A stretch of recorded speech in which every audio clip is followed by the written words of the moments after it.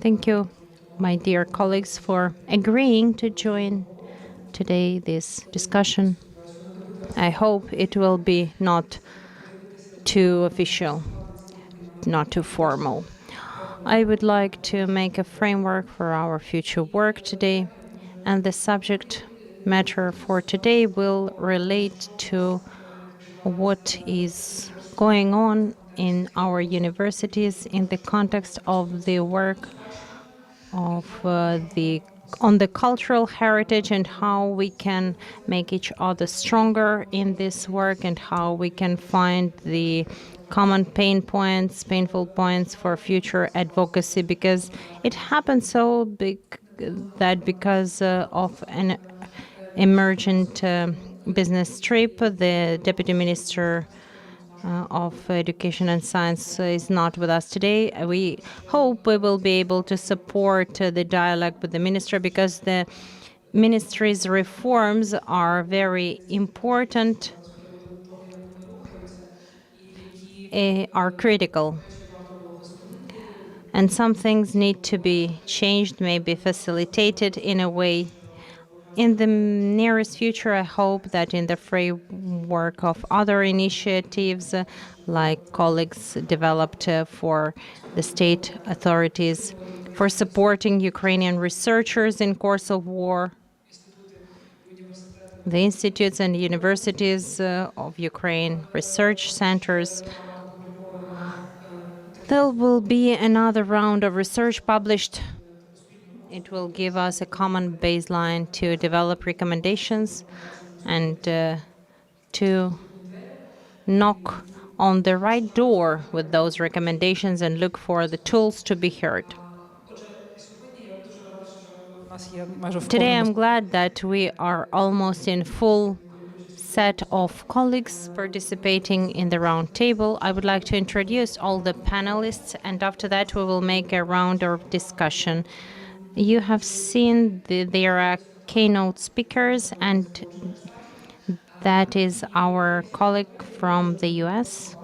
And we hope that all the participants at some stage will be not just listening, but also speaking. I will try to watch the time, and I will kindly ask the colleagues to notify me when an hour and a half has passed. I introduce today's speakers, Mr. Dmytro Mazin, Dean of Faculty of Humanitarian Sciences of Kyiv-Mogila Academy, Oleksandr Kharlan, Head of Ukrainian Committee of the Ministry of Education, and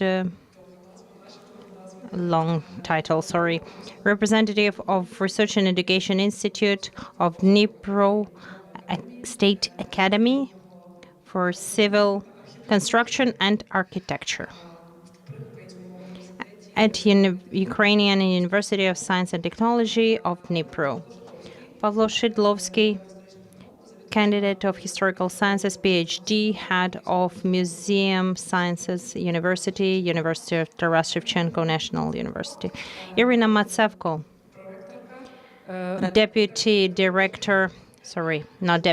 director of Kharkiv School of Architecture and representative of the only higher educational institution among us. And I have the honor to introduce Mr. Leonid Finberg, who boards the project in the NaUKMA Heritage Center. I would like to share what is going on currently, and also, I'm sorry, Mr. Mykola Bevz, professor and head of the Department of Architecture in Lviv Politechnika. We will discuss the specificity of today's discussion, and we will ask Professor Jeffrey Chusid and Dr. Lynn Meskell to reflect and share their experience, as far as you both represent the universities in the US with unique best practices, with enormous list of implemented projects, and it will be very important for us to understand where we can also learn from you, learn from one another, and share this experience on how to develop our cooperation further on. So my first question will be to Mr. Dmytro Mazin. Dmytro, it's not that often, at least it seemed to us so. We tried to scan the landscape of research work in the universities. It's not that often that universities create educational centers, or it happens that they are created but they don't function properly. How do you see today the challenges that are faced by the Kyiv-Mogila Academy in this term, and how science and education can support heritage and its preservation, and how does heritage, which role does heritage play in your research programs? Thank you for your question. Dear participants, speaking about Kyiv-Mogila Academy, I think that I will not be the first one to speak about it today. We can start with the portrait of Grigory Skovoroda we see on the wall. It's not just a decoration, it's not just an object of But that's a part of our culture, daily culture. Due to history, of course, but not only. Not only because it happened so, because generations fought for that.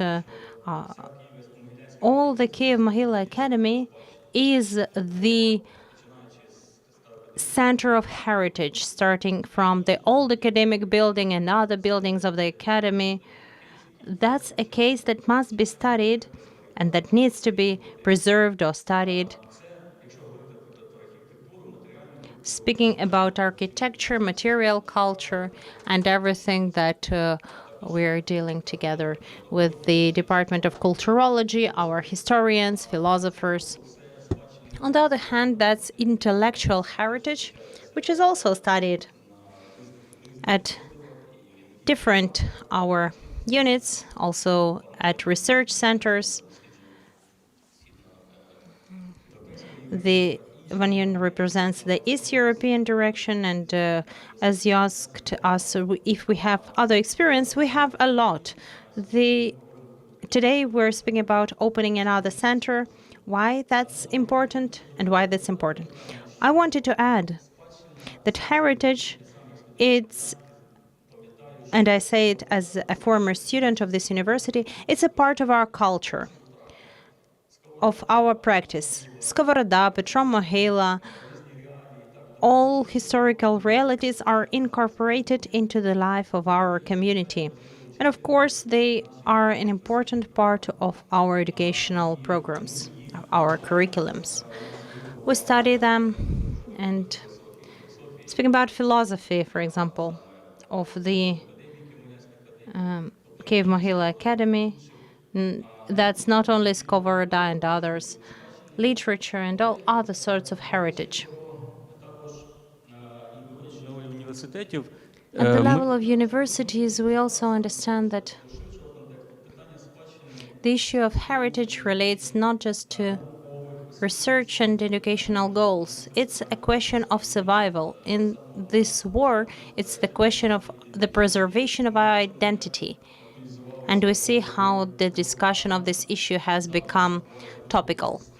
Tomorrow we'll have the second roundtable in this university around the subject matter of identity. Department of History and Culture are jointly holding this roundtable. We understand that we need to study it in order that Ukraine and the educational environment can develop. Now, what about the role of the university? I would highlight here that we understand that especially in such conditions of martial law, these emergency conditions, there are often projects and initiatives, short-term initiatives on achieving certain goals here and now, to preserve objects, to rebuild cultural sites. But universities play the role of a long-term work through reforming educational programs, through educating new generations of students who will be equipped with new tools. And in this regard, besides already having all our educational directions, culturology, history, and others, they already work with the issue of preserving our heritage. We also create new curricula. This year, as today, one of the favorites of this unit is the Department of History. It's really important to. It's a brave step. I understand it will not be a very profitable program, but I understand that we look for ways to support them and develop them. That will be an innovative program that will combine, of course, the method of archaeological study. I'm not an expert in archaeology. I'm a literature expert, and I know that though their programs will be combined with contemporary approaches, in particular digital study tools. Today, we're actively planning to procure the necessary equipment, and we hope that the Ministry of Education and Science will help us. That's another important role of universities, to be the panels for development of new methodologies for research. Of course, some initiatives can and will be done, but the university can do it with high quality and systematically. Among the challenges, I need to mention that we need, sometimes we can observe not like fragmentalization, but sporadic efforts in this sphere, or some projects that have a big meaning among the research community. We need to disseminate this information among broader circles and involve a broader community. Whoever is interested in hearing the thoughts of colleagues, please say, but that's what I wanted to highlight here. Thank you. I hope we will have one circle of discussion, and after that, we will be able to share our reflections and your reflections. I would love to keep your report till the end because you have experience, and it will be interesting to listen to your well-grounded and hands-on experience. I have a question to Pavlo Shydlovskyi. Kyiv National University is the titan of education in Ukraine. More than 200 years of history of this university. They have its own museums, cabinets, labs, museum, and I hope that those efforts, those treasures of history will be preserved. I wanted to ask you, in your opinion, which role does heritage play in the university as a whole and in your department in particular? Which priorities do you have and which challenges in your work, the work of the department, of your team, do you see? Possibly I need to start with general things about the cultural heritage and my university, about the possibility to create research centers under universities, about science and as such in either university. I need to tell you that higher education is qualitatively different from the research directions in the academia environment, in the professional environment of professional researchers. The difference, in my opinion, lies in the bigger integration into the social processes of the university and of the university science. In the first place, where I mean that academic science is very secularized and very subdivided into subspecializations, subdivisions, so that the lab workers standing next to each other don't understand the language their colleagues communicate in. their closest colleagues, even in one domain. For example, there is genetic anthropology and cultural anthropology, but they can have lots of language misunderstanding. University is a living institution with long-standing interaction between the staff, the researchers, teachers, professors, and students. And speaking about creating a center of a separately standing department of research, it envisages some intersectoral interaction to make sure the representatives of humanitarian specialties, natural, physical, and mathematical sciences, computer sciences will be involved. That can be an intersectoral, interdisciplinary center where every domain can be naturally interact and on the horizontal plane.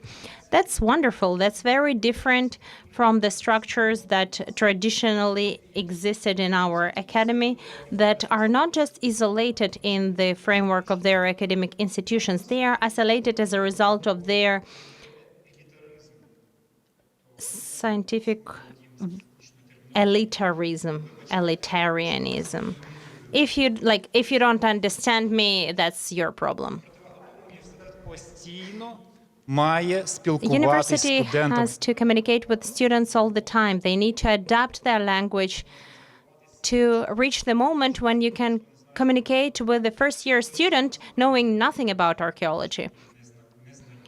Mostly schools don't speak about archaeology with students.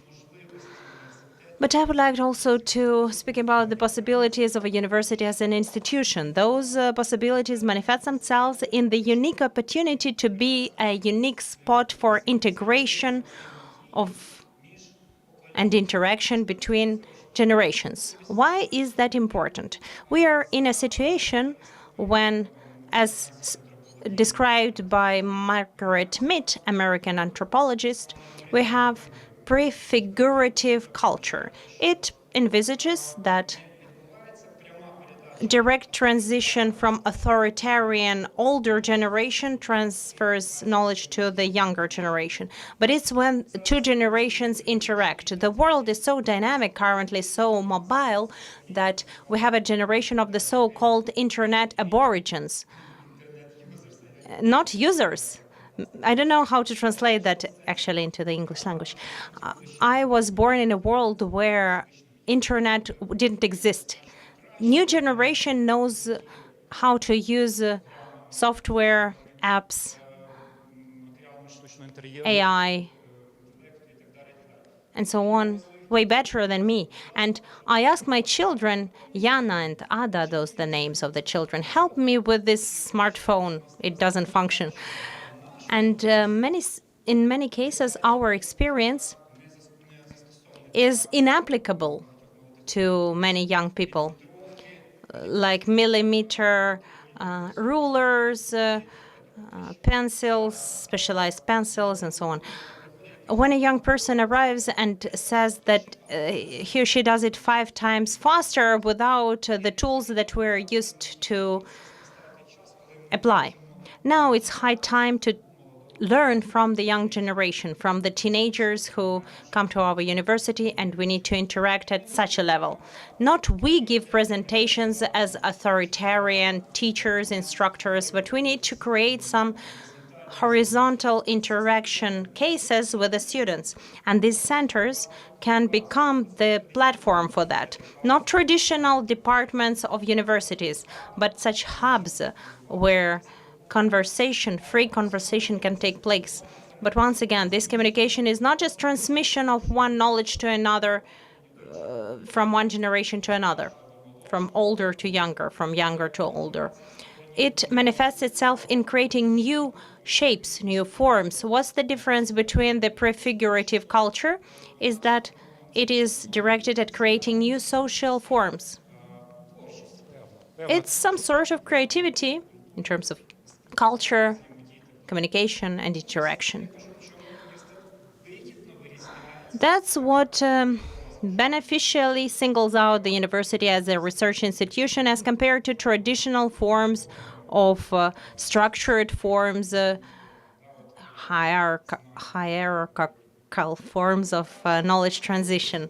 Concerning our experience, 10 years ago, we started a similar communication with students, aspiring students, applicants. We created a paleontological study institute. That's how it was envisaged, as a research public organization where at horizontal level they combined thoughts, ideas of students, aspiring students, postgraduate students, And one of the projects, in my opinion, that was very successful. It was about creating a field school in Mazhiritska Paleolithic expedition, dealing with, if you know, architectural Paleolithic events, like houses created of mammoth bones, like International Unity for Research, creating a field school that acted until the COVID times. In COVID times, we created another initiative. So when you couldn't arrive to the country and exchange with some interesting things, so we have created an internet training course, Nature and Society in Prehistoric Europe title, when the representatives of different universities would share their knowledge and in the internet format try to conduct the class. And now it's a well-known Timothy Snyder Ukrainian History Global Initiative. And now our center cooperates with this initiative of Timothy Snyder. And it's not only about writing the text about the history of Ukraine, but also the archaeological studies about the primary cultures along the Dnipro. So that's in brief, because I can say much more. Our department, indeed, at the moment, is the only department where there was the bachelor degree in archaeology. And now we have the support so we have cooperation in place, because the bachelor degree is being suggested also in Kyiv Mohyla Academy. Our department has a long-standing history, not only in archaeology, because the department is called Archaeology and Museum Science. So we have 4 educational programs, 2 on archaeology for master degree, for bachelor degree, and 2 on sites knowledge and museum science. And we were focusing on studying the cultural heritage in general. And this is reflected in all our training courses, because we have a number of classes that do not only cover practical knowledge. We even teach, like there's a separate program about the documentation for the site conservation, how to create the site passport. For example, I teach the class in English language for master degree students about international legislative acts on conservation of the cultural heritage, starting with the Rarick Pact up until the convention that has been ratified recently. I can talk a lot about this, but this is going to turn into the lecture. We will go back to that. Okay. Thank you, Pavlo. Me as a moderator will have a few follow-up questions in regard to what you have highlighted. And so the museum of the department, no, it's not the museum of the department. We have a separate institution. We have the department, and then we have separately the museum, but we as a single team. This was important for us to understand. So within the structural unit of your university, you also have traditionally a few museums. And people go to these museums, yes? And the Archaeology Museum is one of the most visited ones. The students are brought there, the lectures take place there, so this infrastructure is functioning. And is there time for science in all of this? Do you, as a head of department, have time for science? Well, that's a whole lot other matter on interaction of science and education. That's a very complex question. And in agenda, there was a question, there was like a request for us to offer our, ideas. It's not that I just fulfill the administrative duties and that barely leaves any time for science, but the thing is, the education is constructed in such a way that there is a maximum caseload because you have to bring efficiency. And that caseload affects the employee who doesn't have time for science. And many colleagues, they have to choose either they will do science or they will do education. This is the reality. Thank you. This was a very important thing to highlight.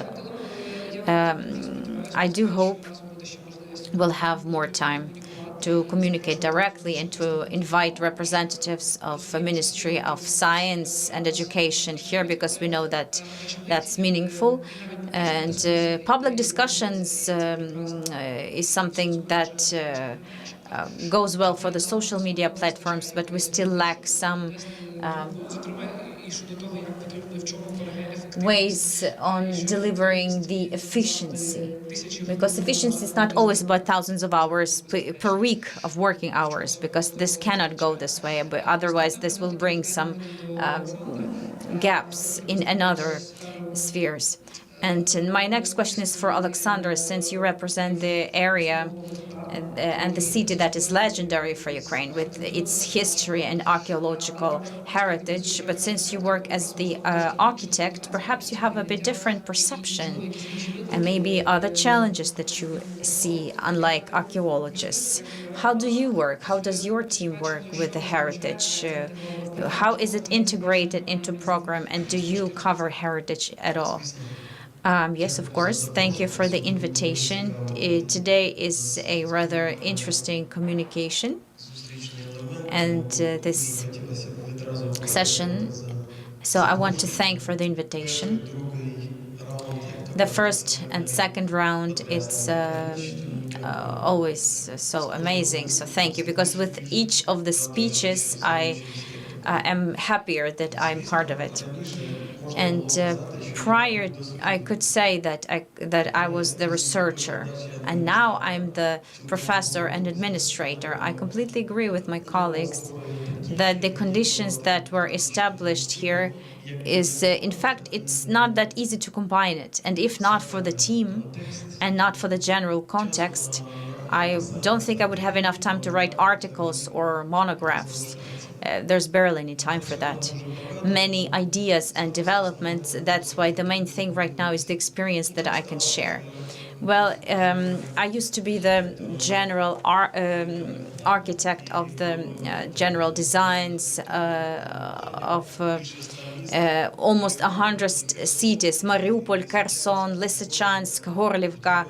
So southern, east, all of it. I used to be head of the department that was called like that. And now it's time to share experience, as they say. So in regard to students of the alma mater, you spoke about modernism today, but I speak about the first wave of modernism. The majority of our old complexes are as of 1930s, and in these walls,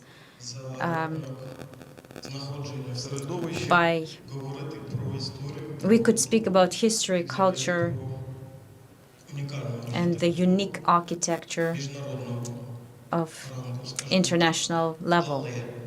However,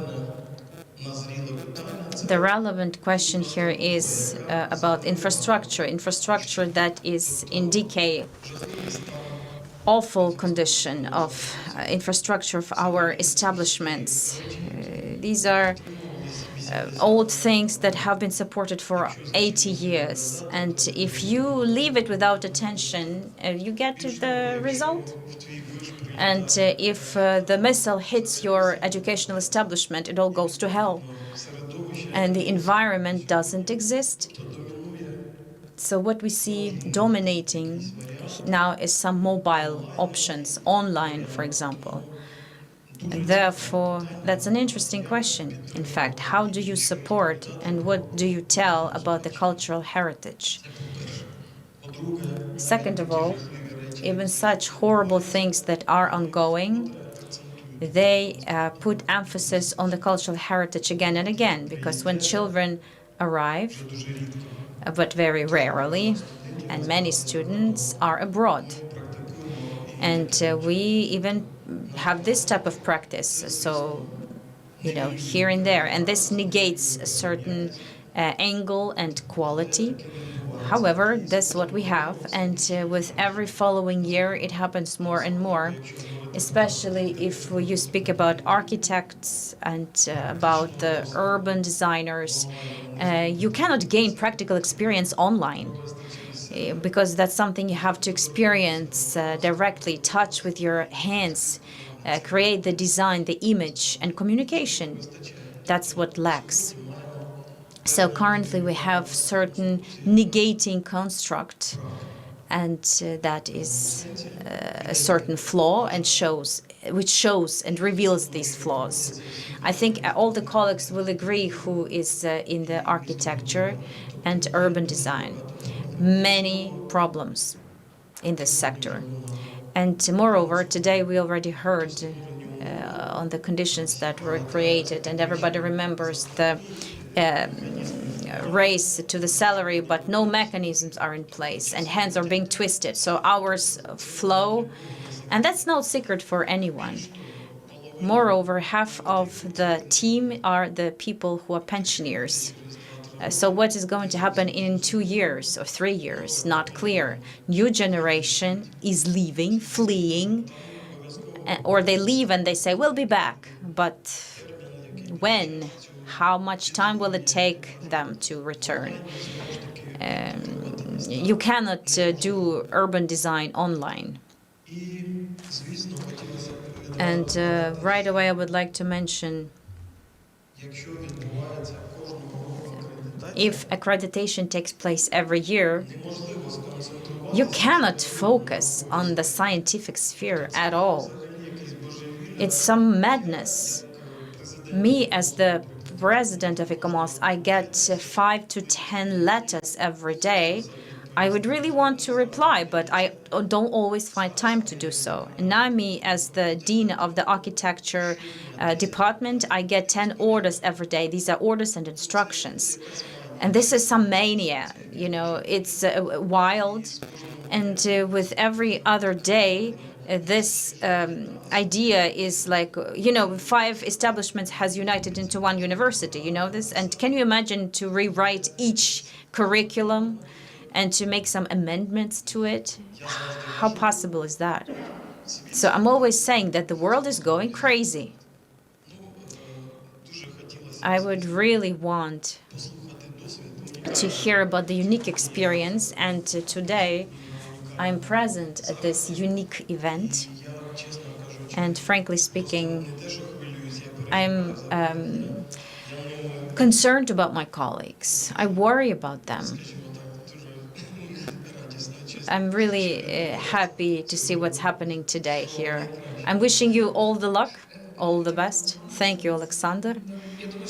I think we feel your pain, because in each sphere, no exceptions, museums, archives, there is an attempt to rethink the concept, but people who are in the field and people who hold managerial positions may have different views about it. And that's what we mentioned at the previous panel, that sometimes donors, because of using their programs, they implement their own vision on the way that it should be here. And sometimes it's really hard to find common language or to find some argumentation. But in the sphere of the domestic policy, I still believe, despite my own experience, I still believe that it's possible, and that, as Ivan said, sometimes you just need to talk about it. Sometimes that's enough. But in our case, we have to talk about this to the parliament, to the cabinet of ministers, and they are not very self-organized, and so on. So, and that is let alone the challenges of everyday's life, like today's morning, for example. So let's all think what can we do? Because the advocacy, that's something that is going to be there. And if it's going to be 10, 20 universities, organizations who will have the voice and the common language, higher chances that will be heard. And also, I'm happy and I hope that the questions about modernism and possible projects, I'm sure you will find peers there too. And tomorrow we're going to have a very interesting presentation by Yelizaveta about the modern architecture and how to work in such challenging conditions. It all hurts, when we read the news about Dnipro all these weeks, and Nadezhda Shtvá has posted information about the number of historic buildings that were affected in the city center. And of course, we want to support them, at least in the moral dimension. As we are all here with you. So let's now try to talk. Since Dnipro, it's a frontier town, frontier city, there is one city that seems to be remote, from the contact line, I mean. And there's a city, the representatives of which are very close to the border, but they are in the more remote area now. So I would like to ask Mykola Bevz, are you here with us? I see that you're connected. Yes, thank you, dear colleagues. Yes, I'm here. Thank you so much for finding the chance to join us today. So I would like to ask you first about your experience of work with the department programs, because this is one of the few departments that is aimed at restoration processes as well. And you do work a lot with the heritage, and your students, your graduates work a lot with heritage, with different objects.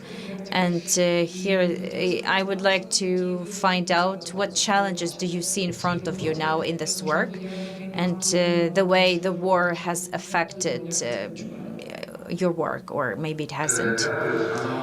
Thank you, dear moderator and the colleagues. Can I show my presentation for it to be a concise reply? Well, if it's going to make it shorter, that's very important. So, yes.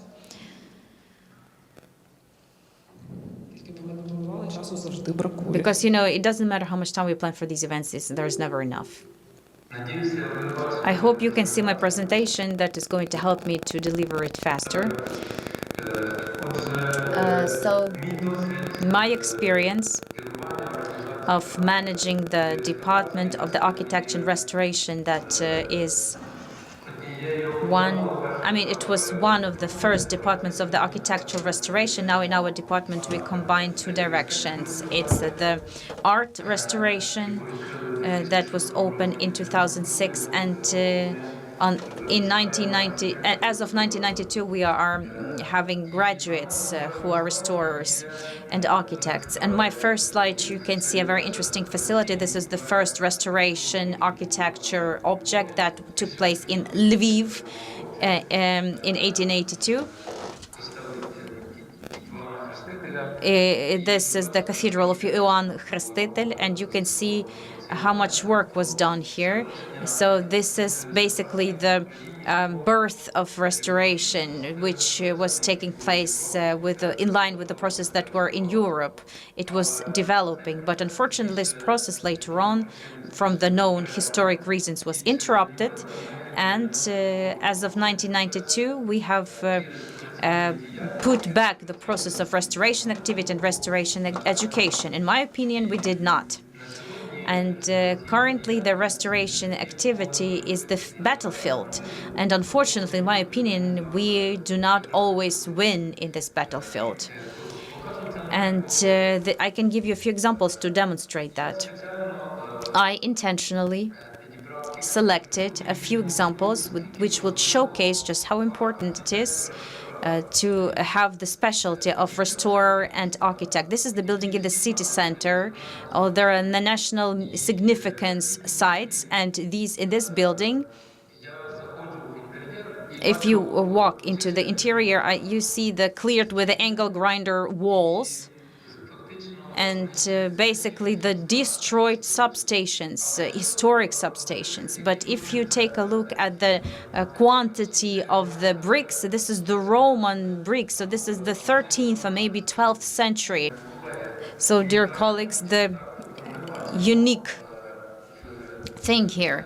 So you see in the city center, in fact, the unique thing that is not identified. The wrong types of works is being carried out, and work on such a facility requires special knowledge. If just an architect comes here, he cannot differentiate these things, if this is Renaissance or something else. So the mission of the Department of Restoration lies in giving an in-depth wide knowledge in the sphere of history of architecture, of technologies, of construction technologies, the techniques, and so on, in order for the student who graduates is able to be, navigating through it, to be able to identify right away and to make the decisions. Colleagues from Kyiv will see that Tsemyavka in Kyiv and after the Mongolian attack. We see Tsemyavka solutions. We see another unique technique in the end of 13th century. We have an example how profound the sphere of architectural renovation is and how we need to work with that. That's an enormous section of requiring very specific knowledge. Look what, since the independence years, started to be with architectural renovation or restoration.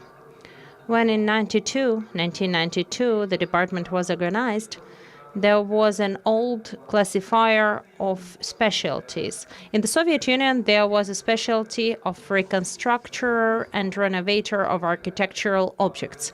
That was the specialty. But we opened a department for this specialization. In 1998, this specialization was cancelled and two other were introduced. City construction, design, and we fought for recovering this specialization. After several conferences which we held, the specialty was returned, but it existed only for several years. In 2015, all the four specializations were liquidated. Only the architecture and city building was left. After the new classifier was introduced with no restoration, the restoration today is only a bachelor level, BA level architecture engineer. And the worst thing is that in this situation, when we even at the level of the MA try to have graduate students, nobody needs them because there is no standard for certification of those students. There is a general architect and general city construction expert. No architect working on renovations and restorations. The restorational architect knowledge requires profound specialization, and it must be a separate certificate, deeper knowledge than city construction architect. So the biggest problem as of today, we must understand, without the changes in certification of activity, destructioners will work on our sites of heritage. So I will just show some slides because I have more than 10. I will show you just a couple of slides. I have shown that our MA program is limited in 3 semesters of education. 3 semesters is not enough to teach a restoration architect. In 2 semesters, 12 disciplines, and you need to train a competent restoration architect. It's impossible. In practice, they have to face unique urbanistic complexes. These are examples of our regeneration of city that was destroyed during the Second World War, which requires specific knowledge and research. This research, this study, can only be done by a very highly restoration architect, highly professional. How can we rebuild Bakhmut as a Renaissance city? It was founded in 1580. Two Renaissance city, one in the east and one in the west. One has a well-developed program, and another one needs to be. Sorry. Should we rebuild the city according to the Soviet time? No, we need to rebuild it according to its historical environment. And that's the same situation here. We have a specialty here, but it has been modified. And look how. In the beginning, it was restoration of objects of art. Very objective, because someone can restore paper, restore paintings, and other things. Later, in 2015, it was united as a restoration of decorative art. Also bad formulation. But the worst thing is that in 2025, we have arts and restoration. How can we combine works on restoration of arts, pieces of art, with micro studies, thermoluminescent studies, and other, like to heal biological damage to wood, containing pieces of art which have a very different nature. In which way educational standards can combine two absolutely separately standing specializations? How the accreditation will take place? That's why my conclusions are as follows. For Ukraine today, we need to recover or create a new specialty, B15, with the old name, restoration of creations of art according to their types, where an expert can have a specialization. In architecture, there should be the specialization restoration of architecture and city building and historical sites, or at least to have a 2-year MA for restoration. There is recovery of architecture. Without certificates, this sphere will not be renewed. We understand that it all depends on a well-functioning protection system and restoration practice. Mr. Mykola, thank you for your attention. Thank you very much. It's very to the point and very demonstrative of what's happening now with our higher education. And we haven't mentioned even that protection of sites, of heritage sites, has been removed from the curriculum, and nobody can defend a thesis in this sphere currently. Lots of transformations. I understand that in course of all those reforms and changes, all the institutions provide their recommendations or preferences, but possibly that's a hypothesis, which possibly we need to talk through once again. Maybe the problem is that we don't have a community, we don't have a common vision, and each person speaks differently. There can be initiatives for the National Restoration Center of Ukraine to approve the Day of Restoration Architect as a professional holiday. But what do they suggest to make in terms of changes in the higher education, how the National Academy of Arts will function with the only Department of Restoration of Movable Heritage objects? Maybe on the basis of this center, we will be able at least to discuss these issues and to push it forward differently. We're coming closer to the circle of this discussion. I would like to ask Ms. Iryna Matsevko to speak now because she's the only representative of a private institution, and even more so the institution who found itself in a very challenging condition because you relocated Kharkiv School of Arts to Lviv and it affected your work. Tell us, please, about your experience, about the project Heritage, and about your in-depth observations, reflections, and how the contemporary situations affected all of us. And some part of people maybe even don't know how the Kharkiv School of Arts emerged. Thank you. Kharkiv School of Architecture is a higher educational institution. We're a university. Our specialization is architecture and urbanism. I totally agree with Oleksandr that architects as a surgeon cannot be taught online. That's impossible. When the full-scale invasion started, we decided that we fully relocate, and we relocated everything, including our workshops,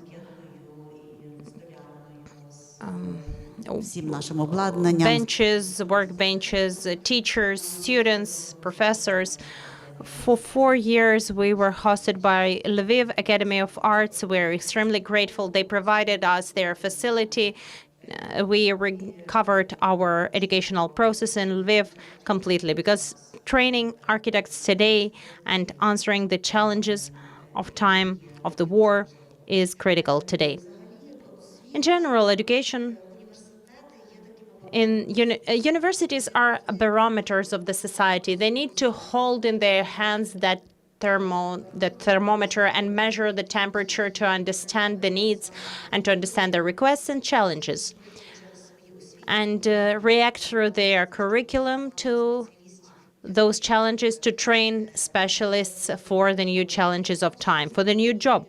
And heritage became one of the subject matters which previously were not that much addressed in our curriculum. We have analyzed this situation, and there are different reasons why educational curriculums are shaped by the current events. Today, we're all speaking about the lack of staff. And in the first place, we're speaking about lack of staff of restoration architects,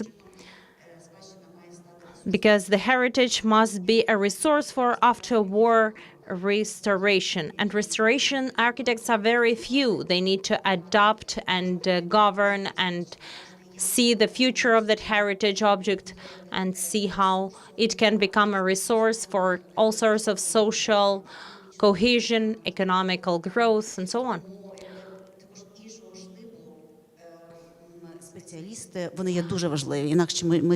Specialists of a different level are really critical, otherwise we will not manage that. The problems of modernistic cities have new problems of restoration. We need to think how our cities need to become resilient, efficient, inclusive, and secure, and safe. And the question of how heritage can become the tool that will help these processes, not just preserve, but to become a resource.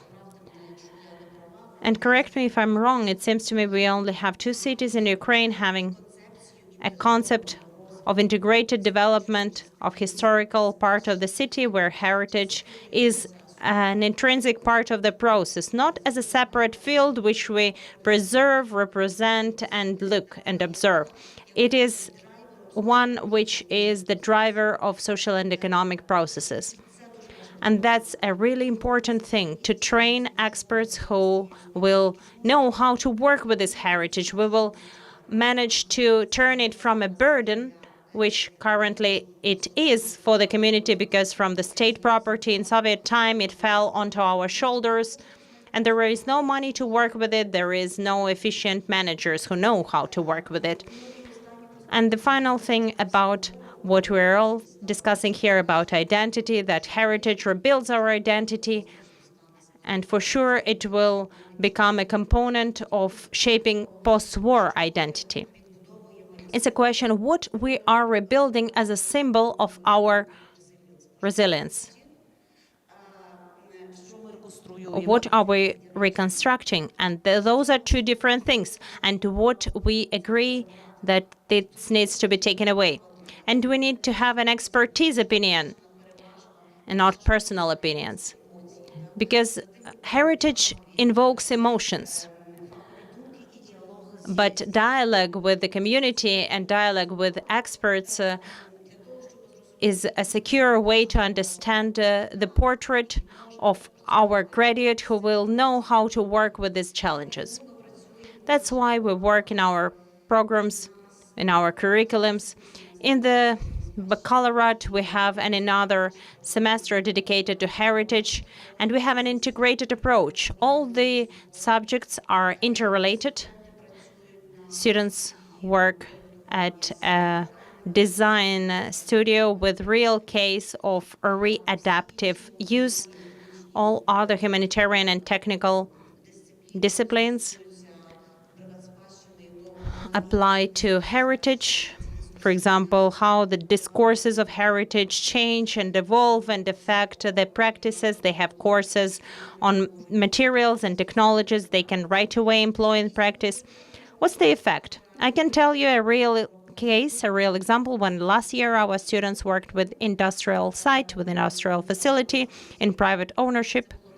Those were two buildings,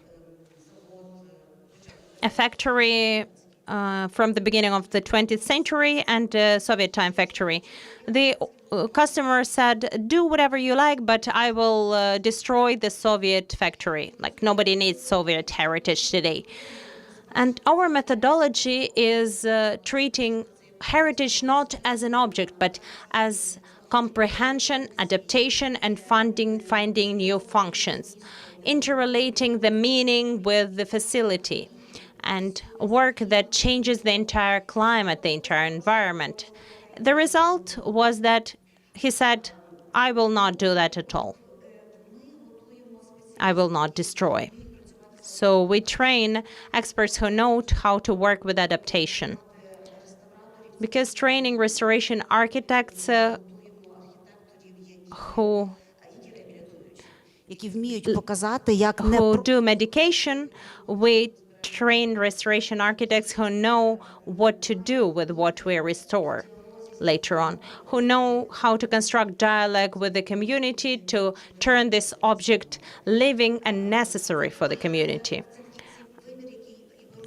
And this is what broadens the horizon of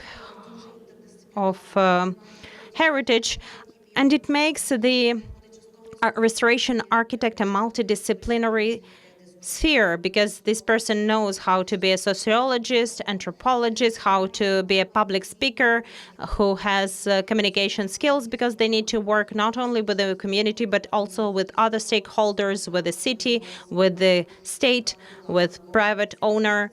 And that's a specialist who can go into the field and be an architect, working with adaptation, but also can go to the municipality and become a part of a team who will finally know how to implement the integrated development concept.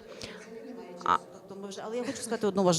want to say one important thing about the universities and about the challenge of combining studies and research and instruction, research and teaching. Myself, as a person who works with heritage, like I work with communities and different institutions, all this experience of mine, everything I have, is not credited. And that's how it works in architectural schools abroad. We work a lot with communities, with heritage and communities. These projects must be just credited, not research articles. I can write articles, but I don't want to. But I have a couple of projects, several projects in which I work with my students from the community, or independently I'm invited and working with different communities. And those are these research results, because the result is the practice of a researcher, and these results must be credited. this very Soviet type approach that 5 years, 5 articles in any journal of Drogobitsk people, newsletters, when you just pay money and they would publish it. This is like profanation of education. And these specialties that are practical ones, the architect or the art direction, the scientific results are to be revised. And the minister doesn't hear that at all. It's a very big, part of this discussion. Thank you, dear colleagues, because it seems to me that I don't know how often, I'm not maybe like a specialist in this scientific thing, but I don't know how often you have the chance to discuss this and to develop some joint decisions or advocacy campaign or something else. But we have added so much into the list that I hope that we'll manage. So right now, I would like to talk to the representatives of 2 institutions that are related to universities. They, like have historic ties, and because they are being initiative, and they have also another angle. And the first is Odesa Archaeological Museum. That's another legendary institution in Ukraine. Mariia, the floor is yours. So how do you see the role of the universities? Is there any use universities come to you? Because we know just how actively your colleagues are engaging students. So what use does it make for the museum? What does the museum get from the university? Thank you so much. I hope you can hear me. Thank you for the invitation. I'm very happy to come to Kyiv, even though I should say that nights in Kyiv are as bright as in Odessa and also as loud. I did think a lot about the role of the universities, and I did hear many thoughts of my colleagues. Sometimes I'm sad because of the way the higher education is and what is requested from the employees of the higher education, because indirectly we were also getting weird letters with abbreviations that I couldn't even get what they meant.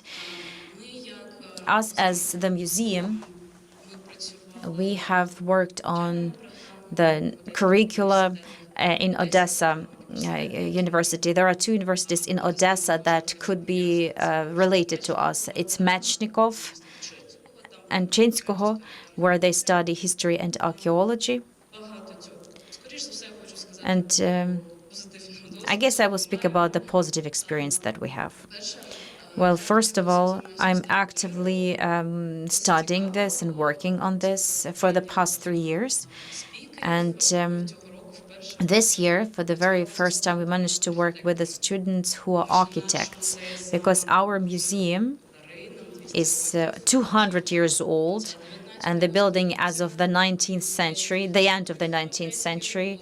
And the task of the students in that university had the task to related to our museum, and they were developing the project, but with our considerations and our vision of our space, and they would get even diplomas, and this was very sweet.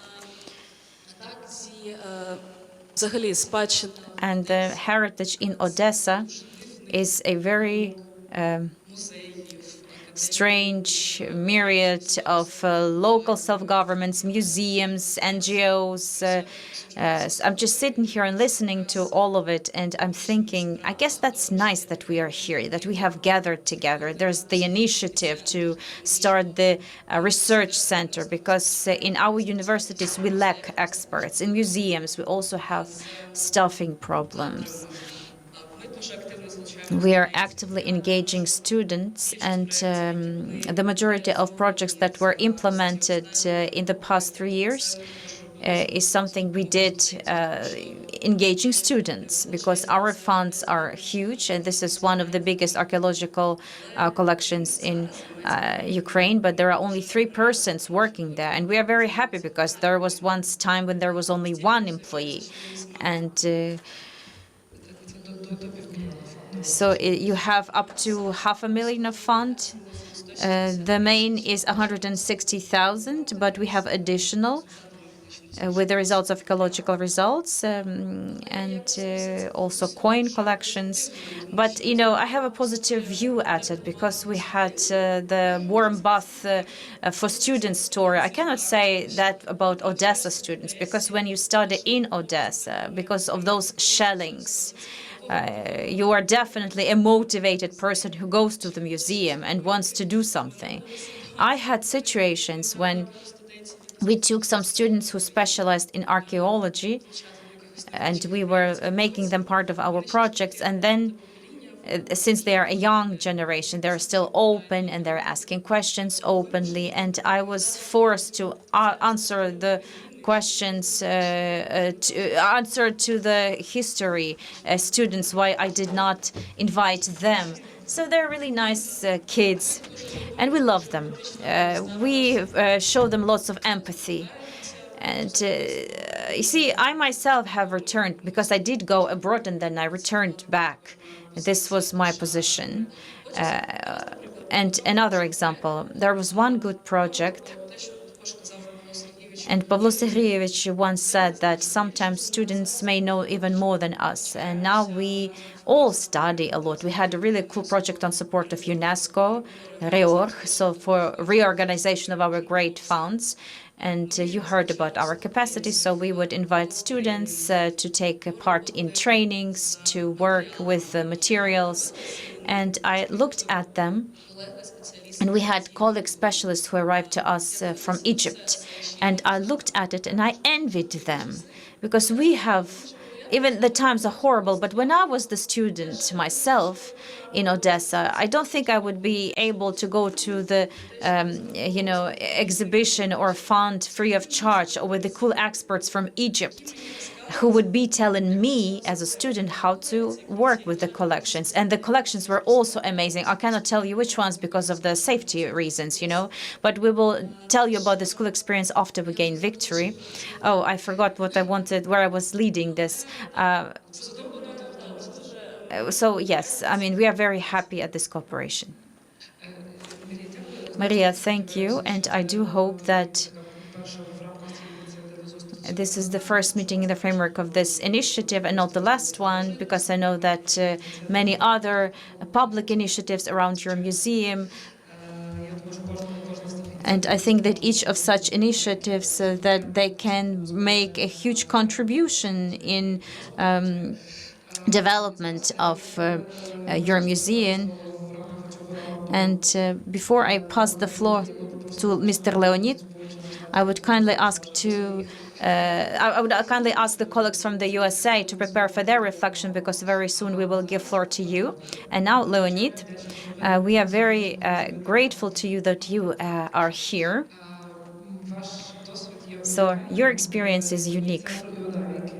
And your publishing house, I think everyone is admiring, and I think many of us have a few books of your edition. And it's really interesting for us to learn about the operating center at Kyiv Mohila Academy. What do you do now, and how did this idea occur? Why in KMA? A few words, how it all began and what you do now, so where you are now.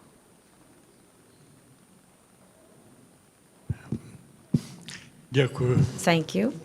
Good day, dear colleagues. I will start by speaking about those events perhaps only I have witnessed, because most of you were not even born then.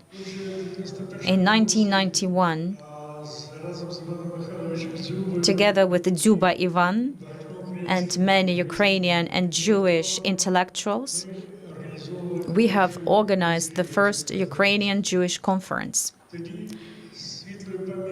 And Yehen Sverstyuk then said this phrase: "Who knows David Psalms today? But they all know anecdotes about Abraham and Moshka."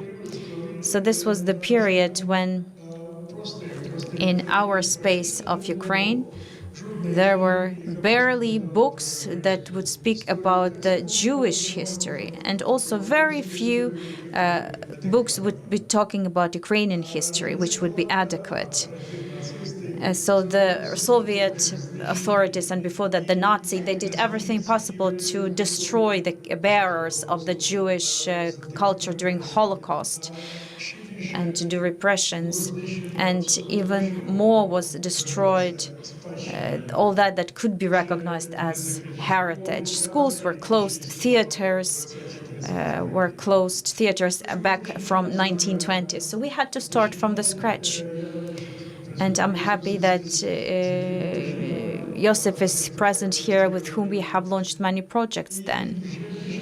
And for over 30 years, step by step, we are doing something. We did not know what to start with. Svetlana Alexievich, the Nobel Prize winner, once in the book that the word doesn't have the female face, called, and by the way, we published it in Ukrainian.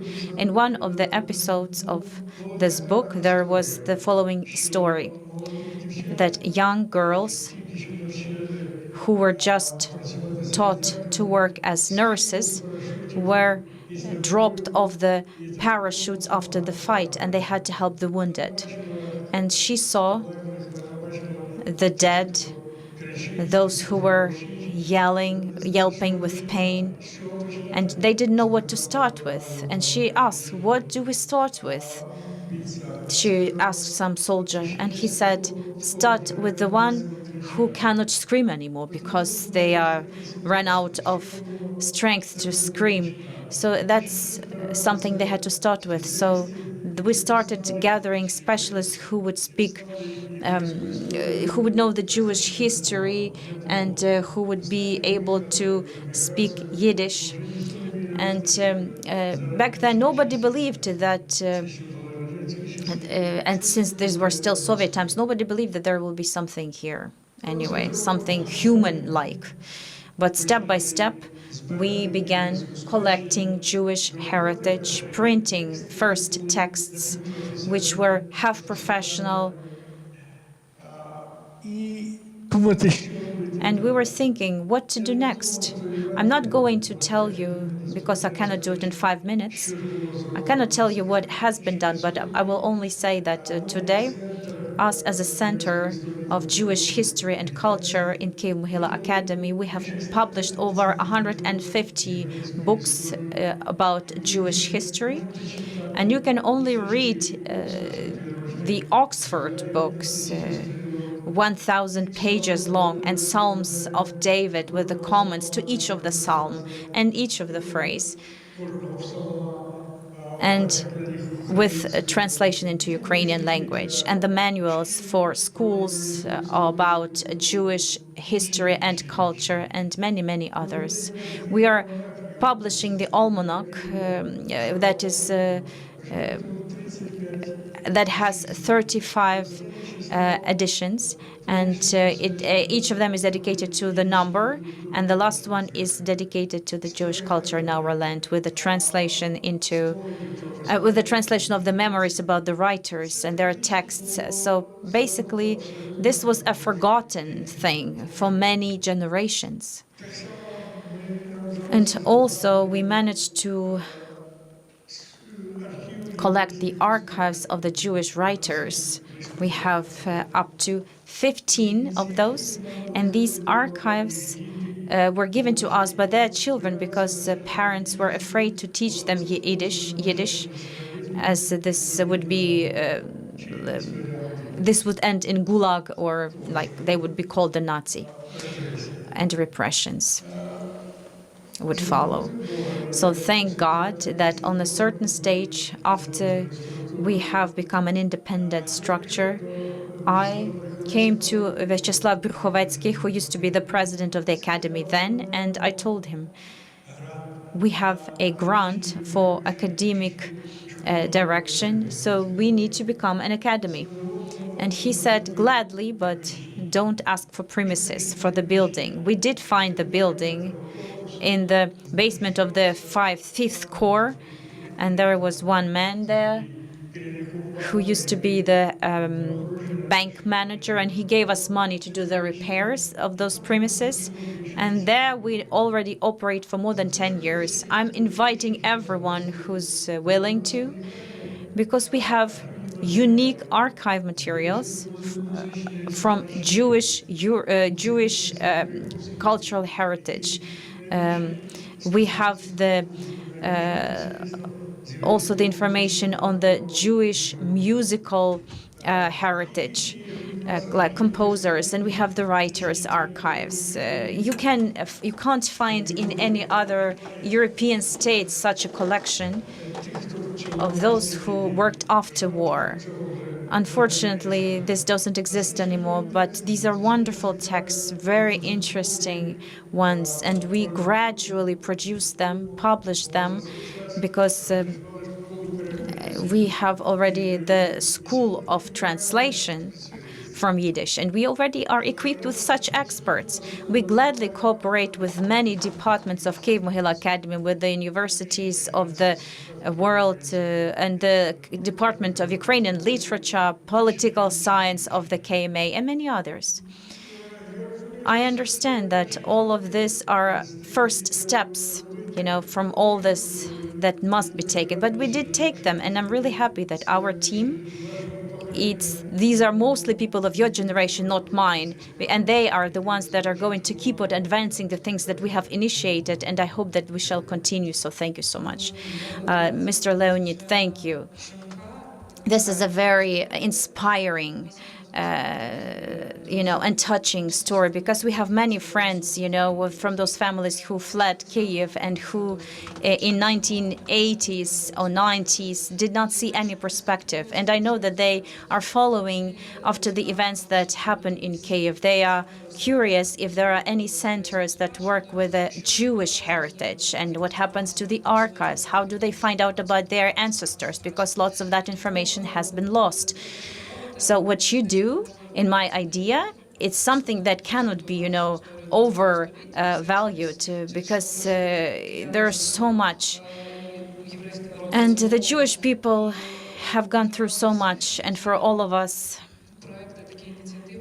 we find such projects and initiatives, not only the scientific compass, but also moral compass. But I suppose that we all are in debt, in a certain debt, for all those things that maybe our ancestors had nothing to do with it, but we live on this land, and we are to keep this memory and to study it. And this refers to other cultures that went through this land. That's why archaeology for all of us is of a special significance. I do hope that we can organize the excursion to your place and to check the artifacts.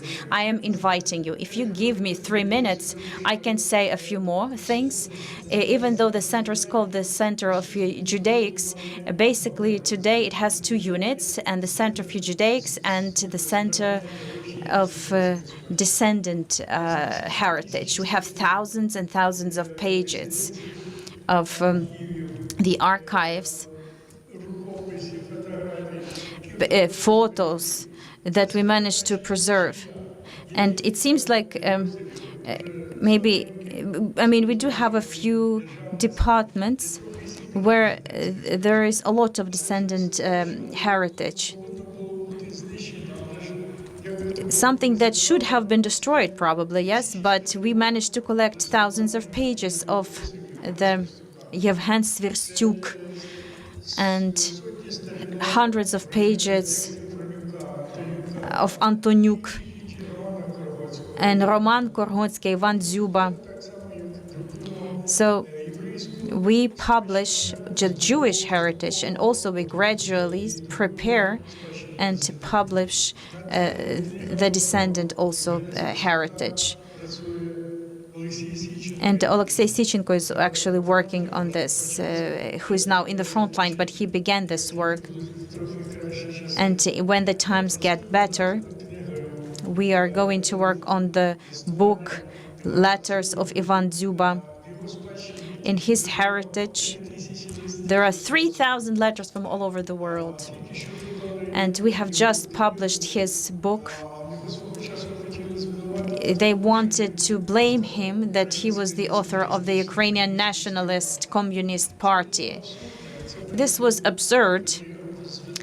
And they blamed him in writing this book. And Ivan Mikhailovich he wrote the refutal for 300 pages of that absurd he was blamed for, and now we publish these books, and so on and so on. I can keep on telling you this.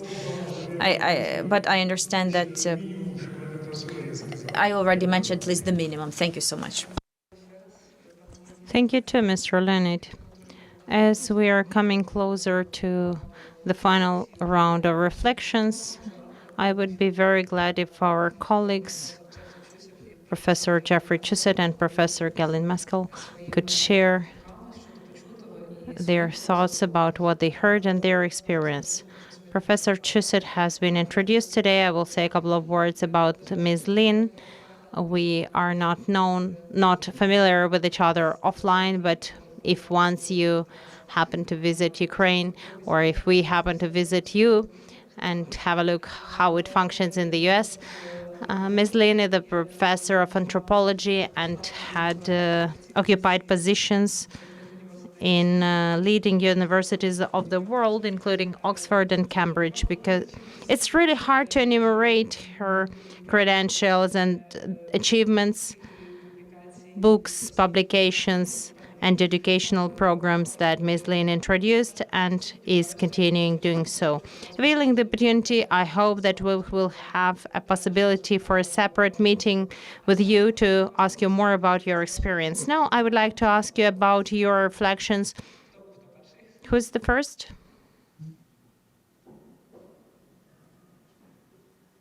I'm going to let Lynn do most of the talking because you've already heard from me. I was just saying that I've written down a series of tensions between practice and publication, between historic and other things. And of course, we have solved all of these problems in the United States. So, and I am totally kidding when I say that. It is familiar to hear some of these same issues that we grapple with. But Lynn, why don't you go ahead and respond?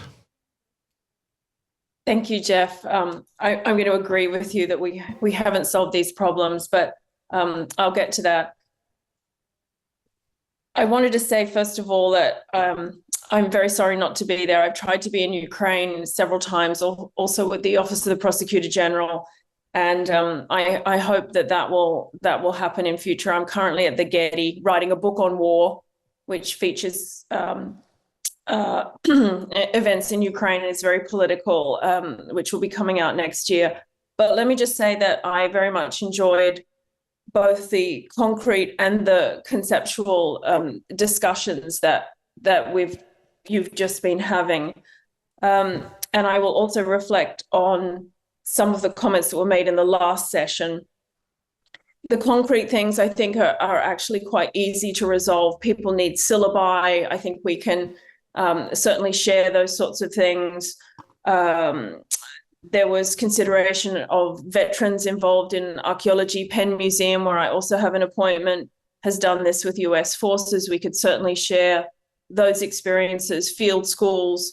Again, I think Ukraine probably has already many good examples, but I'm Australian. We always want international examples and parallels. There was also a discussion of a kind of archaeology or heritage as therapy. And I think the idea of recording sites and also restoring them, particularly by people who've been directly affected and by veterans, would be a really important part of this.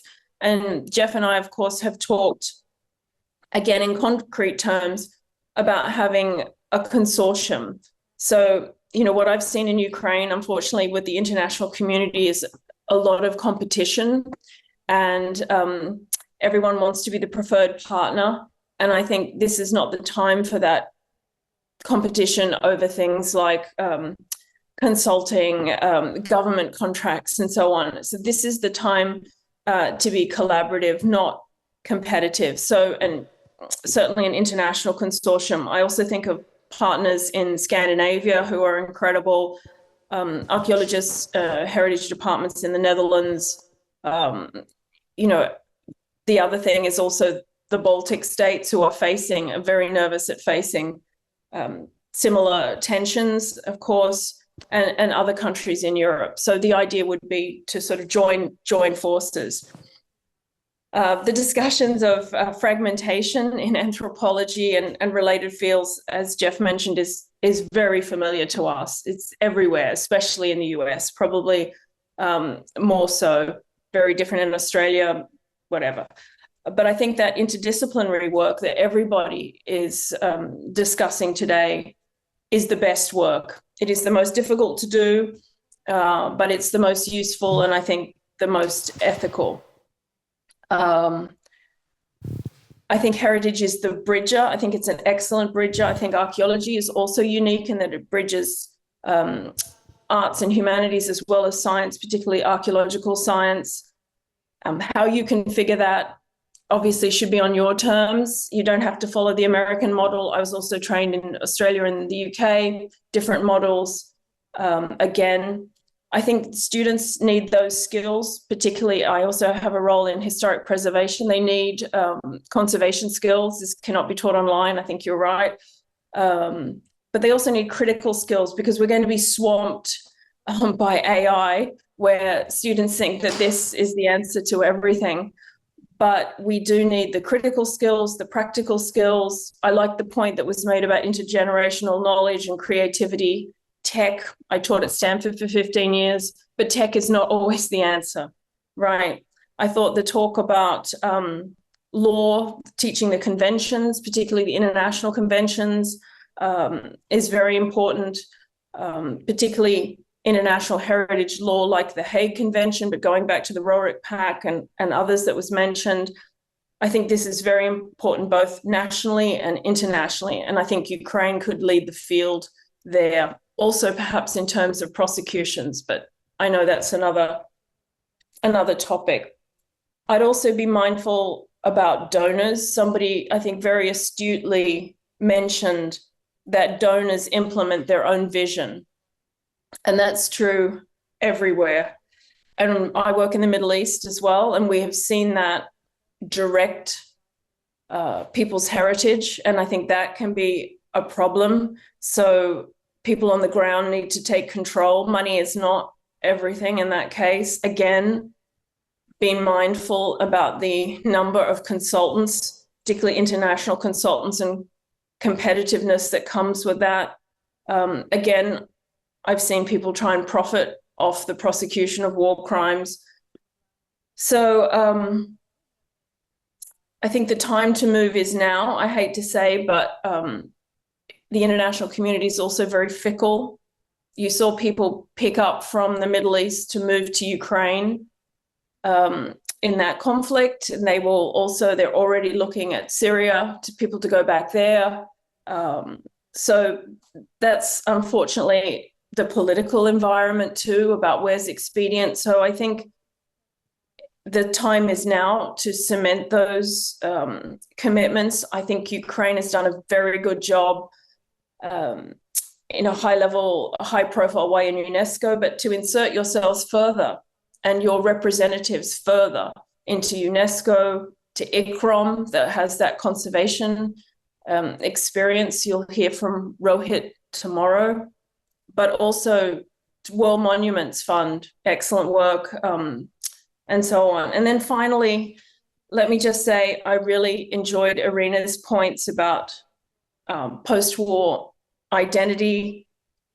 I think here, listening to people as we did in huge public opinion surveys in Aleppo and Mosul, listening to what people want before major reconstruction and major heritage projects happen so that they gain the most traction and are the most meaningful. And I think her example of keeping those Soviet layers for didactic, for teaching purposes, so that one doesn't forget, is really excellent. And that parallels very powerful examples that we teach on and want to model on in Beirut, in Lebanon, for example, that I've seen in Spain. There's many examples. And then finally, she's absolutely right that those results of those concrete, tangible projects must be credited. And the one thing the US has been good on, and only recently, is that those creative or concrete projects in the School of Design, in Arts and Sciences, where I am too, that is used for appointment and promotion.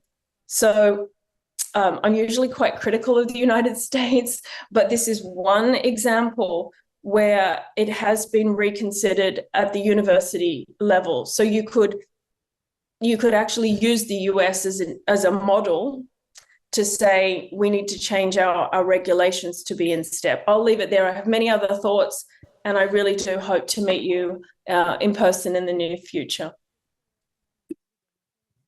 Thank you, Lynn. I can just add a couple of points just on what you said. We were noting the tension between the requirement to publish and the engagement in practice. At Cornell, there's sort of a third leg to that, which is community engagement in and of itself. And so there were developed centers that were actually funded, and this is an example of where donor funding was very useful. Because if a donor puts money behind it, a university tends to listen. And so they actually funded the setting up of centers that focused on engaging with communities at local levels, and then you get credit for that work, and that becomes really important. I think this is something that the new center is going to wrestle with, and this is what I would say, it's a creative tension, which is that we've heard that conservation requires a set of specialized skills, depending on materials, depending on age, depending on location. But conservation in general requires breaking down disciplinary barriers in order to have a holistic understanding of place at a community level, a social level, economic, historical, cultural, technological, to look at a cultural landscape through time and through the different divisions and work with local communities on a vision for that place, and then go to the specialists, the experts who have the technical knowledge to accomplish what the community is seeking to do. That would be a really ideal way to construct a model. It's also a difficult one. Thank you so much, Lynn and Jeffrey. Colleagues, in principle, we're almost over with today's part of the agenda. If anyone has something to comment, a couple of minutes more, please. I will liven up the atmosphere. I love the idea to create such centers, and I know lots of archaeologists. I'm from such a family for which it would be a dream 10 to 20 years ago to have such a center, inter-university centers. I will bring a representative tomorrow, by the way. But I thought that for cultural heritage, we've conducted a big study, and I headed the expert team who wrote policies for strategies of culture, which we are now implementing. And my team worked on cultural heritage, where we saw the biggest gaps. When municipalities, heads of cities and regions and districts, local businesses, perceive heritage as something cumbersome, limiting. Archaeology, in this sense, is perceived as some nightmare. And what colleagues said in the very beginning, like wherever you dig, there are 5 layers of archaeology. I'm very sorry for being so cynical. It's not only my personal opinion. common people perceive it with nightmare. Like it means you cannot sow here, you cannot use it for renovation, you cannot use it for construction. And in the meantime, we're saying that our identity, our culture doesn't let us develop here and now, earn money, and live our best lives.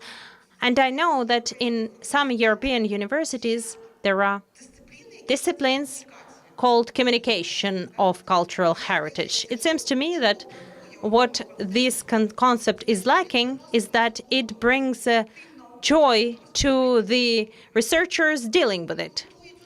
It unifies the community, reinforces it, we are fond of each other. It doesn't bring us closer to the people who are now walking around that wonderful heritage site. In 3 words, if you want to comment, please do so. How to make this priceless heritage really valuable for an average citizen here and now. Someone must have pronounced it. I think now we have a couple of commentaries to answer. Who is the first one? That's what we lack time for.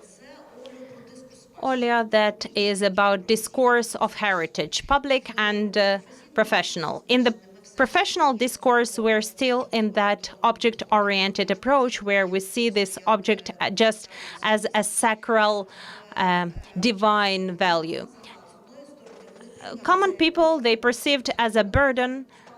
It fell on their shoulders after the disintegration of the Soviet Union. And on the other hand, in the society, we have an overly elite approach to heritage from the textbooks from the first grade, from the first year at school. Like it's a divine heritage which you should pray for. If you have an old, dilapidated, broken church in your village, thinking about it as an object to be conserved and invite experts and do what you need really for this community to allow to start some service, to start some business in the church. Nobody thinks about it. We let it get destroyed till the end. If you want to become a part of the worldwide discussion of what heritage is and how to approach it, we need to stop this object-oriented approach to value-oriented approach. On the other hand, as experts, we need to abandon. In general, we want every person to wake up in the morning and think, what have I done for the heritage today? We need to speak frankly with ourselves. And speaking about the approach we're using, like heritage-based design, it is based on the premises that by default, everything around us is heritage. We, as working people, we don't create anything new. We write it into the framework of the old. And we need to bring this, we need to reword all that, starting from the first grade textbook to the university grade textbook, starting to speak about everyday heritage. We also come to communities and we don't look at something elite. We are looking at something that invokes emotions with which we can work and which don't seem valuable for the community because they have this tunnel view on the elitarity. That's a long-standing process, but I believe that in the academic environment, I don't see this discussion about the change in the discourse. I see a very conservative approach to heritage as an object which needs to be preserved, conserved, and saved from ourselves, from the communities. And communities have that idea from textbooks like, it's so good that you have that old Soviet time theater in your city. And we're like, what? Is this beautiful? What do you mean by that? That's a two-sided conversation to give us, to let ourselves be in peace only when it comes to the ground. From the sky, it will make any good. I wanted to say a couple of words as an example. I agree that it mustn't be some old and dead canon all and that decree.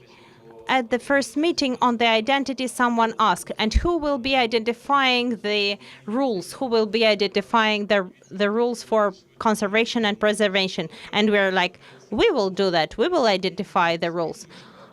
I would love it to be a joint deed, not some academia who defines what needs to be done. It must be living. And I'm looking at Skovoroda, and I remember the monument to Skovoroda on the square. So this is the example. By the way, what is that? Object of cultural heritage. I don't like the word object, because object is something that means that you have to pray for it, but it has to turn into subject of the cultural heritage, where that affects us. There's an impact of it, and we have the tradition. The Kyiv Academy students go to the monument of Grigory Skovoroda, and now it's sad because it has been closed now from shellings. Of course, they covered it up, but maybe I would disagree about the academic establishments, but I would say the educational establishments like universities, they can play a big role here. First of all, our programs, as we are emphasizing on it today, they have to be interdisciplinary. They have to be, modernized, upgraded, and to have another idea about the cultural heritage concept, what is the canon. But second, that it goes beyond the limits of our humanitarian department. For example, we have programs for the local governance in order to increase qualification, and there are managers of the municipal bodies that undergo it. I think that what we lack is the trainings and experts. Maybe they just don't know what to do with it. And third problem, and which is obvious for everyone, that this sphere is very overregulated. Either overregulated or what is regulated is not complied with. Well, specialists know better. Thank you. If I may, a few more words. So, as for today, we cannot do it all at once, and as one of the examples, it's the attempt to implement legislation of EU acquis, yes, to approximate it. And we are not very succeeding. We have some titles, some words, but not everyone gets what it's about. So we cannot do it right away. This is my reply. It requires cooperation, more training, and learning from other people's experience, which unfortunately in 80 years of all the damaging here, we didn't gain. I would just want to go back to the question that was asked. In what way do we cooperate with the local communities to communicate it to them that this is important to be conserved, preserved? I agree with you, by the way, completely, that we have to move away from one discourse to another discourse. Starting with the Ministry of Culture, we perceive cultural heritage as the number of objects, some points that have to be conserved. Even though here during conversation we would use the term cultural landscape, and that's a wider category and phenomenon. It's not only facilities, objects must be conserved, but there's like the city, urban landscape, rural landscape notions, the habitus, the historical environment where the person was born to, where they live and raise their children. If we apply this approach to the notion of cultural heritage, like this is not the specific objects or facilities or sites, but in the spirit of the Mexican Declaration, then we will understand that it's a much wider phenomenon rather than specific sites that are to be conserved. And in that case, we would draw attention to conservation of the natural man-made landscape that is surrounding every person, and it's valuable for every territorial community. When we are saying that we are preserving these fields, these forests, not from the point of view that there is some cultural layer there, but saying that it's an integral part both of the field, of the river, of the forest. And when people get this, this will become valuable for them entirely, not just point by point or side by side. And as an example, when before the full-scale invasion, I was doing my practice in Dordogne. The local government there, the French region government, they do not only cooperate with the archaeologists, they give them premises for the expeditions because they know that demonstrating archaeology and preserving the landscape, these small towns, let's say there are many of them there. I don't remember all, Berigor and so on. The local population helps out the archaeologists. I was met as the Ukrainian archaeologist, and they would give me free of charge excursions there because they know that archaeology and archaeological sites, that's tourism. And the attendance of the region will depend on it a lot. You know, the attendance by Germans and other, representatives of the member states. So they are interested in the presence of archaeologists, in providing premises to these archaeologists to organize expeditions and so on. So this is, yes, a lasting work, clearly. However, it's possible. I know from practice in the village that I work, Mazricha, the locals, they treat us very well, and they facilitate and develop the green tourism. So it's possible, but it just takes time, energy, and people to do it. I'll take the microphone. So we have time for two brief statements, unfortunately, because we need to switch the equipment because other events are scheduled. So Jeffrey and then Oleg, and that's going to be the wrap-up for today. So please. The observations are incredibly helpful. I just wanted to follow up again on the question of value, because I think the values are essential. I would like to think that the profession has been moving away from objects and towards values.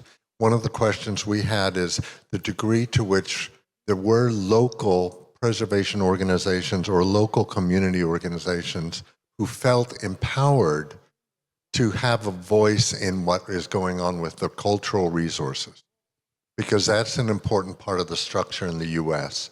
There really is a lot of bottom-up designation and discussion about things. And when we were thinking about research, training, and advocacy as the mission of the center, we were really thinking of the advocacy empowering communities to talk about their resources and what was meaningful to them, and to get the joy out of place that you're talking about, and having that be a way to introduce concepts of planning more broadly, but really to give people a sense of that those places belong to them, and we're helping them. Thank you. I have also a comment to make. So this is very nice, and at the same time it's very sad that I heard today a lot of cool opinions, reflections, and basically tips, advices on the topic of how do we keep on developing. And you shared your dearest guest's vision and your perspective. This is inspiring, but I'm sad because we do it very seldom. So we need to gather more often within such context to talk about all of these things. I hope that we'll have more time and opportunities in the future for such meetings. And indeed, it seems to me that this is, I did not have it in mind from the very beginning of my perspective, but I guess this is one of the key missions in the future, and that is to serve as a platform for such communication. As for answering your question, there is a public archaeology sphere. It's barely developed here, and not so many know about this term. In the Central Europe countries, especially the West and Southern Mediterranean, that's a question there, because each hill there is some, belongs to Roman Empire and so on. How do they include that? So this is a big sphere. In our bachelor curriculum, we have training course on public archaeology. We do not have experience in Ukraine on this topic, like almost none. That's why this is something that needs to be borrowed as approaches, ideas, and so on. To me, as an archaeologist, I feel sad to, run away from the locals who see you and think that you're going to take their land away. But the situation is like this, and we will try to fix this. So thank you, everyone, for your thoughts, tips, pieces of advice. It's very valuable. Thank you, dear colleagues. I will allow myself to give a concluding remark. And Oля, thank you for the question one more time. We just have to meet each other, somewhere in the middle, because only by efforts of the academic community it cannot be changed. And also, if it's only the decision or will of the communities, that cannot be changed. We did undergo experiments in the Soviet times when there were circles and everybody knew this, but it didn't work. So we had some school museums, yes, like national museums, and some went to rob the sites. There were different processes that we are now need to tackle. Well, that's a very long history anyway. At least now, it seems to me that we cannot speak anymore that cooperation doesn't exist at all. It does exist on different levels, and the only one of the biggest challenges is that the tradition of communication is constantly interrupted, because it looks like this. We have the archaeological site, and let's say for 10 years the excavations are ongoing there. During this time, local communities used to the situation. They learned either to coexist with this or to even get some benefits. That's what Pavlo referred to earlier. And that doesn't happen always. And there are some examples like Tustань that undergo the process of resistance of any type of development of the territory from the point of view of the sanctuary status, or then there are territories when they are trying to negate this silently and not to just to avoid archaeologists on the site or any interaction with the cultural heritage specialists. So it looks like this. The majority of us seem to be going round and round, facing the same challenge. So the generation change, the scientist generation changes, and we start all over again and again to build up the communication. So how do we make it continuous? That's a big task. And we did think and talk a lot about this. This could have been the integration of topics that are related to cultural heritage into different levels of education, so that this matter would be outside of academic or bilateral communication. This has to be a wider framework. And how do we work with this, and how not to turn it into, how not to instrumentalize it? So, for us not to have just the children going to the monuments with the flowers and that's all, because that's the way it should be. Well, in the context of universities, that's where we are to tackle it. So, dear colleagues, thank you so much. Our today's working day is over. We are inviting you to join us for a small buffet, for all of you to have enough strength and power to go home. And I hope you join us tomorrow as well, offline or online. Please share information about this event if this can still be of interest to anyone. Tomorrow we're going to have the lecture day. So thank you all, and please enjoy the meal.